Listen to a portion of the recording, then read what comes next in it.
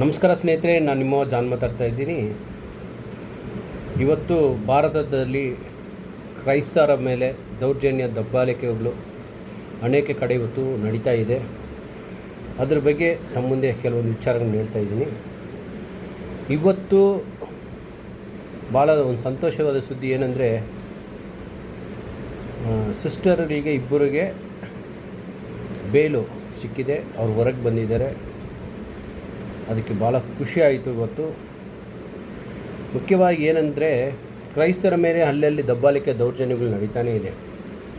ಈ ಕೋಮುವಾದಿ ಪಕ್ಷ ಯಾವತ್ತು ಈ ರಾಷ್ಟ್ರದಲ್ಲಿ ಮೋದಿ ಆಡಳಿತ, ಅಮಿತ್ ಶಾ ಆಡಳಿತ ಯಾವತ್ತು ಬಂತು ಅವತ್ತಿಂದ ಕ್ರೈಸ್ತರ ಮೇಲೆ ದೌರ್ಜನ್ಯ ದಬ್ಬಾಳಿಕೆಗಳು ನಡೀತಾ ಇದೆ. ಮೋದಿ ಹೇಳ್ತಾರೆ ಪ್ರತಿ ಟೈಮ್, ಟ್ರಂಪ್ ಹಮಾರ ಫ್ರೆಂಡ್ ಹೇ ಅಂತ ಹೇಳ್ತಾರೆ. ಹಮಾರ ಫ್ರೆಂಡ್ ಅಂತ ಹೇಳುವ ಒಬ್ಬ ಟ್ರಂಪನ್ನು ಹೇಳೋರನ್ನ ಭಾರತದಲ್ಲಿ ಹುಟ್ಟಿರುವ ಭಾರತೀಯರಾಗಿ ಕನ್ವರ್ಟ್ ಆಗಿರುವ ಕ್ರೈಸ್ತರ ಮೇಲೆ ನಿನಗೆ ಅನುಕೂಲ ಇಲ್ಲ, ಅವ್ರ ಮೇಲೆ ಒಂದು ಕರುಣೆ ಇಲ್ಲ. ಎಲ್ಲೂ ನೋಡಿದ್ರೆ ದೌರ್ಜನ್ಯವು ದಬ್ಬಾಳಿಕೆಗಳು, ಚರ್ಚ್ ಮೇಲೆ ದಾಳಿ ನಡೆಸೋದು. ಆ ಸನ್ಯಾಸಿ ಸಿಸ್ಟರ್ಸ್ಗಳು ಒಂದು ಟ್ರೈನ್ನಲ್ಲಿ ಕೂತ್ಕೊಂಡಿರುವಾದರೆ ಜೊತೆಗೆ ಇಬ್ಬರು ಬಂದಿದ್ದಾರೆ. ಅವರೇನು ಮತಾಂತರ ಮಾಡ್ತಾರೆ, ಚರ್ಚ್ ಒಳಗಡೆ ಮತಾಂತರ ಏನಾದರೂ ಮಾಡ್ತಾಯಿದ್ರ? ಒಂದು ಸಾರ್ವಜನಿಕರ ಸ್ಥಳದಲ್ಲಿ ರೈಲ್ವೆ ಸ್ಟೇಷನ್ ಒಳಗಡೆ ಹೆಂಗೆ ಮತಾಂತರ ಮಾಡೋಕ್ಕಾಗತ್ತೆ?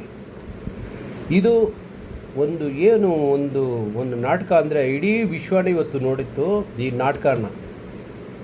ಇದ್ರ ಬಗ್ಗೆ ಭಾಳ ಎಚ್ಚರಿಕೆ ಎತ್ಕೋಬೇಕು. ಸಿಸ್ಟರ್ಸ್ ಬಂದು ಮನೆ ಒಳಗಡೆ ಹೋಗಿ ಬೈಬಲು ಇಲ್ಲ ಏನಾದರೂ ದೇವರ ಬಗ್ಗೆ ವಿಚಾರವನ್ನು ತಿಳಿಸಿ ನೀವು ಮತಾಂತರ ಆಗಿ ಅಂತ ಏನಾದರೂ ಒಂದು ವೀಡಿಯೋ ಕ್ಲಿಪ್ ಇದ್ದರೆ ಅದ್ರ ಬೇಕಾದರೂ ಮತಾಂತರ ಅಂತ ಹೇಳ್ಬೋದು. ಸಿಸ್ಟರ್ಸು ಪಾಪ ಅವ್ರು ಎಲ್ಲೋ ಪ್ರಯಾಣ ಮಾಡಬೇಕು, ರೈಲ್ವೆ ಸ್ಟೇಷನ್ನಲ್ಲಿ ಹೋಗಿ ದೌರ್ಜನ್ಯ ದಬ್ಬಾಳಿಕೆದಿಂದ ಕೆಲವೊಂದರು ವಿ ಎಚ್ ಪಿ RSS ಇಂಥ ಸಂಘಟನೆಯಲ್ಲಿ ಹೋಗಿ ಅವ್ರ ಮೇಲೆ ದಾಳಿ ಮಾಡಿ ಅವ್ರ ಮೇಲೆ ಕಂಪ್ಲೇಂಟ್ ಕೊಟ್ಟು ಅವರನ್ನು ಜೈಲಿಗೆ ಕಳಿಸಿದ್ದಾರೆ. ಇದನ್ನು ಖಂಡಿಸ್ತೀನಿ. ಇವತ್ತು ಭಾರತದಲ್ಲಿ ಅನೇಕ ಸೇವೆಯನ್ನು ಸಿಸ್ಟರ್ಸು ಫಾದರ್ಸು ಇವತ್ತು ಮಾಡ್ತಾಯಿದ್ರು. ನೀನು ನೋಡಿರ್ಬೋದು, ಇವತ್ತು ಅನೇಕ ಜನ ಇವತ್ತೇನು ಈ BJP RSS ಈ ಸಂಘ ಪರಿವಾರನಲ್ಲಿ ಎಷ್ಟು ಜನ ಇದ್ದಾರೋ ಇವ್ರ ಮಕ್ಕಳೆಲ್ಲ ಓದಿರೋರು ನಮ್ಮ ಕ್ರಿಶ್ಚಿಯನ್ ಸಮುದಾಯದ ಒಳಗಡೆ ಇರುವ ಸ್ಕೂಲ್ನಲ್ಲಿ, ಶಾಲೆಯಲ್ಲಿ, ಕಾಲೇಜಿನಲ್ಲಿ ಇವರು ಓದಿ ಒಂದು ಸ್ಥಾನಕ್ಕೆ ಬಂದಿರೋರು. ಇಲ್ಲಿ ತನಕ ಇವರೆಲ್ಲ ಏನು ಓದಿದಾರೋ ಅನೇಕ ಜನ ಇವರೆಲ್ಲ ನಮ್ಮ ಕ್ರೈಸ್ತ ಧರ್ಮದಲ್ಲಿರುವ ಶಾಲೆಯಲ್ಲಿ ಓದಿರೋರು. ಎಷ್ಟೋ ಕೋಟಿ ಜನ ಇವತ್ತು ಕ್ರೈಸ್ತರ ಶಾಲೆಯಲ್ಲಿ ಓದಿದ್ದಾರೆ. ಯಾವತ್ತಾದರೂ ಓದಿರೋರು ಕೂಡ ಕೇಳಿ ನೋಡಿ, ಯಾರೂ ಧರ್ಮ ಪಾಠ ಮಾಡೋದಿಲ್ಲ. ಕ್ರೈಸ್ತದಲ್ಲಿ ಧರ್ಮ ಪಾಠ ಮಾಡೋದಿಲ್ಲ, ಕನ್ವೆಂಟ್ ಹಾಕೋಂತ ಹೇಳೋದಿಲ್ಲ. ಇವತ್ತು ಕೂಡ ಕರ್ನಾಟಕದಲ್ಲಿ 10 ಲಕ್ಷ ಜನಕ್ಕಿಂತ 10 ಲಕ್ಷ ಮಕ್ಕಳು ಮೇಲೆ ಕ್ರೈಸ್ತ ಧರ್ಮದ ಶಾಲೆಯಲ್ಲಿ ಓದ್ತಾ ಇದ್ದಾರೆ. ಅಲ್ಲಿ ಏನು ಭೇದ ಪಾದ ಮಾಡೋದಿಲ್ಲ. ನೀನು ಮುಸ್ಲಿಮು, ಕ್ರಿಶ್ಚಿಯನು, ಹಿಂದೂ ಯಾರು ಏನು ಮಾಡೋದಿಲ್ಲ. ಕ್ರಿಶ್ಚಿಯನಿಗೆ ಏನು ಫೀಸು ಅದೇ ಹಿಂದೂಗಳಿಗೆ ಫೀಸು, ಕ್ರಿಶ್ಚಿಯನಿಗೆ ಏನು ಫೀಸು ಅದೇ ಸಿಖ್ಖರಿಗೆ ಫೀಸು, ಅದೇ ಕ್ರಿಶ್ಚಿಯನಿಗೆ ಏನು ಫೀಸು ಅದನ್ನೇ ಹಿಂದೂಗಳಿಗೆ ಫೀಸು. ಇದನ್ನು ಖಂಡಿಸ್ತೀನಿ. ಈ ಥರ ಒಬ್ಬ ಇವರ ಮೇಲೆ ಹೋಗಿ ಪಾಪ ನಮ್ಮ ಜೀವನವನ್ನೇ ಅರ್ಪಿಸಿ ಸಾರ್ವಜನಿಕರಿಗೋಸ್ಕರ ಅವರು ಜೀವವನ್ನು ಕೊಟ್ಟಿರುವ ಸಿಸ್ಟರ್ಸ್ಗಳ ಮೇಲೆ ಇವತ್ತು ದೌರ್ಜನ್ಯ ದಬ್ಬಾಳಿಕೆ ನಡೀತಾ ಇದ್ದರೆ ಈ ರಾಷ್ಟ್ರ ಯಾವ ಮಟ್ಟಕ್ಕೆ ಹೋಗ್ತಾ ಇದೆ?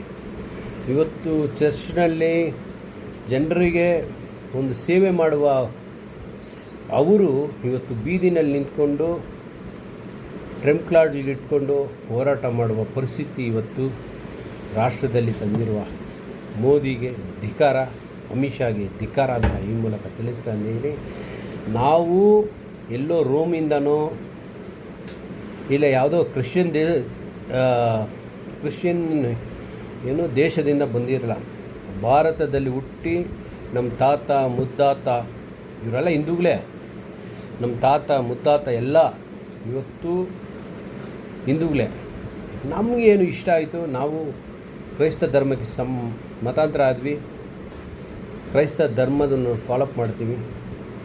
ನಾಳೆ ಕ್ರೈಸ್ತ ಧರ್ಮ ನಮ್ಗೆ ಇಷ್ಟ ಆಗಿಲ್ಲ ಅಂದರೆ ಬೇರೆ ಧರ್ಮಕ್ಕೆ ಕೂಡ ಹೋಗ್ತೀನಿ. ಅದು ನನ್ನ 25 ಆರ್ಟಿಕಲ್ ಏನು ಹೇಳುತ್ತೋ ಅದು ನನ್ನ ಇಷ್ಟ, ನನ್ನ ಸ್ವಂತ ಇಚ್ಛೆ, ಆಯಿತಾ.